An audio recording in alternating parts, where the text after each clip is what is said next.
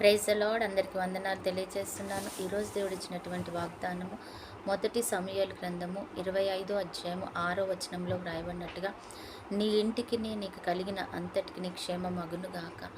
నీ ఇంటికి నీ కలిగిన సమస్తానికి ఆయన తన కంచె వేసి క్షేమంగా ఉంచుతాడు. ఆయన వాటి చుట్టూ ఆయన అగ్ని కంచె వేసి ఉంచుతాను. నేను క్షేమాన్ని ఇస్తాను. నువ్వెందుకు భయపడుతున్నావు? నువ్వు దేని విషయంలో కూడా భయపడాల్సిన అవసరం లేదు. నువ్వే విషయంలో అయ్యో ఇది ఎలా జరుగుతుందో అనుకుంటున్నావో, నా కుటుంబ పరిస్థితి ఏంటి, నా ఉద్యోగ పరిస్థితి ఏంటి, నాకు వ్యాపార పరిస్థితి ఏంటి, లేకపోతే నాకున్న అవసరాల గురించి ఏంటి, నా బిడ్డల చదువు ఏంటి, ఏది అనుకుంటున్నావో దానికి క్షేమమును కలుగచేస్తాను నేను. క్షేమం అంటే ఆశీర్వాదం కలుగుతుంది. దాని చుట్టూ నీ కంచె కాపుదల ఉంటుంది అని దేవుడు నీతో వాగ్దానం చేస్తున్నాడు. సంతోషిస్తావు, నువ్వు సమాధానం కలిగి ఉంటావు. ఆ విషయంలో దేవుని విషయంలో అయితే నువ్వు తొందరపడుతున్నావో, భయపడుతున్నావో దానిని నేను క్షేమంగా నేను కాపాడుకుంటాను. నేను కాపాడుతాను, నేను భద్రంగా దాన్ని ఉంచుతాను, నీకు క్షేమాన్ని ఇస్తాను, నీకు మంచి మాటనిస్తాను, మంచి నడవడికనిస్తాను, మంచి ప్రవర్తన ఇస్తాను, నిర్ణయకరంగా దాంట్లో నుంచి నేను తీసుకెళ్తాను. నువ్వు భయపడకు అంటున్నాడు దేవుడు. నిజమే, ఆయనే మనతో మాటిస్తున్నాడు. నీ ఇంటి అంతటికీ నేను క్షేమాన్ని కలగచేస్తాను. నీ బిడ్డలకి, నీ కుటుంబం అంతటికీ క్షేమం, సమాధానం ఇస్తాను.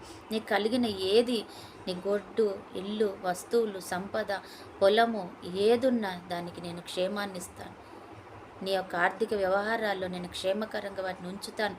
వారిని ఎవరు ఎత్తుకుపోకుండా, వారెవరు స్వార్థంగా దోచుకోకుండా, వారెవరు దాన్ని అన్యాయంగా అక్రమంగా చేయకుండా నీకు సహాయం చేస్తాను. నువ్వు భయపడకు అంటున్నాడు అనమాట కదా. క్షేమం ఇచ్చాడు అని మాట ఇచ్చాడంటే దేవుడు క్షేమంగానే ఉంచుతాడనమాట. ఆయన మంచి దేవుడు. ఆయన మన మాటని అంగీకరించి ఆమేననే దేవుడు ఆయన. లోతు కుటుంబానికి ఆయన క్షేమం ఇచ్చాడు కదా. ఎంత భయంకరమైనటువంటి ఉగ్రత ఆ యొక్క సొదొమ గొమొర్రా మీదకి వస్తుంటే కుటుంబాన్ని త్వరపడి లేపి బయటికి తీసుకొని వచ్చేసి లోతు కుటుంబం అంతటిని బయటికి లాక్కొచ్చి, మీరు ముందుకు వెళ్ళిపోండి, నేను ఇక్కడ అగ్నిని కుమ్మరించబోతున్నాను అంటాడు. ఎంత క్షేమం కదా. దేవుడు ఎంతగా ఆయనని కనికరించి ఆ కుటుంబంలోంచి బయటికి తీసుకొచ్చి, కుటుంబంలో ఎవరు నశించిపోకుండా కనికరముతో, ఆయన ఒక్కడి మీద ఉన్న ప్రేమతో కుటుంబం అంతటిని కనికరించాడు. ఈరోజు నిన్ను కూడా, నీ ప్రార్థనను బట్టి నిన్ను కూడా కుటుంబం అంతటిని కనికరించబోతున్నాడు. కుటుంబం అంతటిని బయటికి తీసుకొని రాబోతున్నాడు. కుటుంబం అంతటి మీదకి రాబోయే ఉగ్రతను తప్పించబోతున్నాడు. కుటుంబం అంతటిని కూడా ఆయన ఆదరించబోతున్నాడు.